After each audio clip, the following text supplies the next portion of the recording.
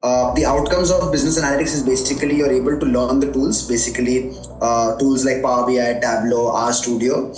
You move on to then understand the value of information, and then you move on to create dashboards. You move on to create different sort of decision-making tools that help senior management in making decisions. Right. Program that we have is again a full 2-year program where you're able to study and understand different aspects of cybersecurity. So that would include governance and risk compliance. It would include ethical hacking. It would include network security. One very important aspect or a skill set we teach in our program, which probably not a lot of programs have, is we also teach negotiation of ransomware.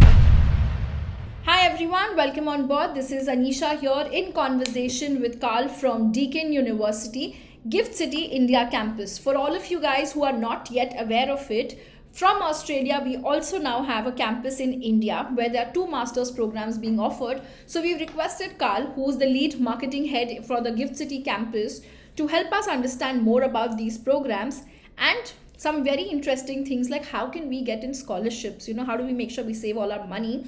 So welcome on board, Carl. It's lovely to have you on board with us today. Thank you. So we at Gift City campus, we offer the Deakin's Gift City Meritorious Scholarship. This scholarship gives a 25% waiver to high performing students. Part of our commitment to the students is to be able to help them in their journey, their education journey. And so this 25% scholarship is to help academically strong students to be able to pursue their dream. Okay. So we offer about 8 scholarships, 4 for the 2 programs that we have. So we offer 2 programs. We have a Masters of Cybersecurity and a Masters of Business Analytics. So we offer a 25% waiver on the complete tuition fee. So at the Gift City campus, our program fee for the full 2 years is oddly about 22 lakhs. Okay. So students get about a 25% flat waiver on the full tuition fee, right? At the campus, you're not to pay the full fees at one go, so you have to pay these fees by the trimester. So what happens is every trimester fee gets reduced by 25%. That's how we offer the scholarship to our students. Now, the students would want to know how do they apply for these scholarships. So they first need to apply just as any general applicant for any of the programs that they want to. And then if they meet certain eligibility criteria, we schedule them for a different interview with a panel. So the usual process of admissions at Deakin is you apply for the program, you're checked for normal eligibilities. Once you're eligible, we schedule an interview. If everything's good, we give you an offer letter to apply for the program. Now, in the scholarship case, what happens is you go through a different round of interview because it's with a panel of interviewers. They would like to understand why why should we give you a scholarship over and above the eligibility criteria. So you're asked to prepare an SOP, a statement of purpose before we do the interview, and you're asked to give a reference check from any of your prior probably educators that you studied from. So that's the sort of structure that we ask for when we're giving the scholarship to a student. Okay, that's interesting. So, when do the students have to apply for it? Is there like a separate application process, or when we are applying to Deakin, by default, everybody is considered for the scholarship? Correct. So you apply. So the application is the same. You don't have to give a different application. You go online to the portal. You apply for the program. What happens is, as soon as you put in your application, you are given a call from the university by counselors to schedule your interview, or in case if any documents are missing. At that given time, you can always tell them that you are interested in applying for the scholarship program. Now, not every student who applies is automatically eligible for the scholarship because there are certain eligibility criteria for the scholarship. So there are 2 different eligibilities for the 2 different programs. Now for business analytics, you need to have an 85 percentile above score in any of the aptitude tests that we ask for. So that's CAT, CMAT, GMAT, GRE, NMAT or SNAP. So you need to have an 85 percentile score or above to be eligible for this scholarship. And for the cybersecurity program, you need to have an 8.5 GPA out of a 10 scale to be able to apply for this program. So because this is an academic based scholarship, you need to meet these eligibilities to be able to apply for the scholarship program. Okay, perfect. That's really lovely.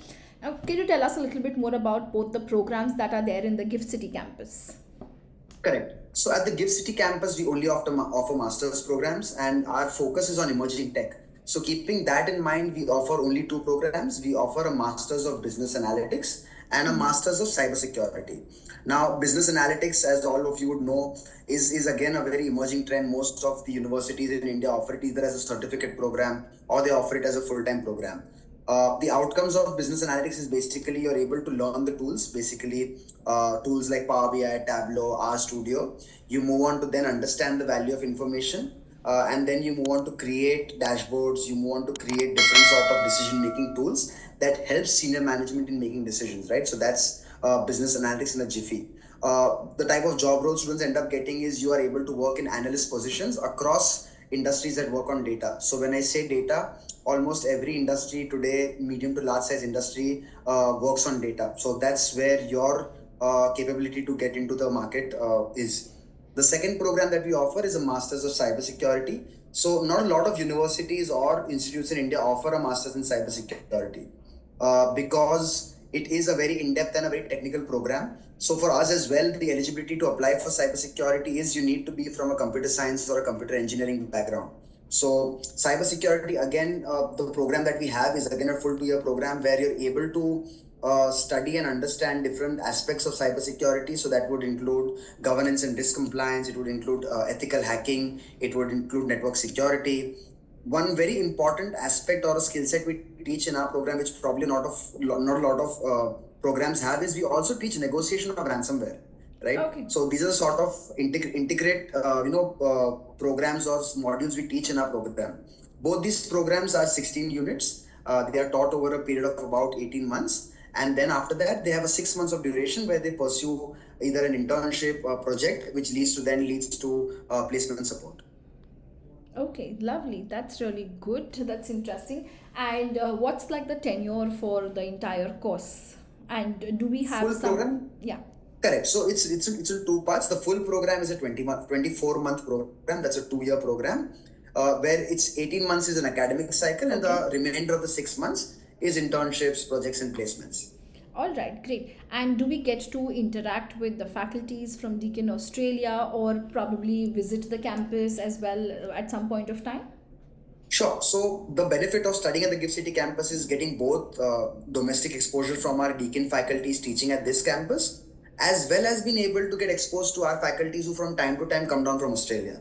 So our faculties who are based out of Australia come down here for research work. They come down here for different, study tours. So part of that is they do come down to the Gift City campus. They do master classes. They do seminars and workshops with our students over here. So our students have the benefit of both studying from our faculty at the campus here at Gift City, as well as the faculties coming down from our campus at Australia. Okay, lovely. That's pretty interesting. Great. So thank you so much, Carl, for sharing your time with us and insights about the 2 masters programs with all of the students, and it should surely help them take a better decision. And I also look forward for the scholarships.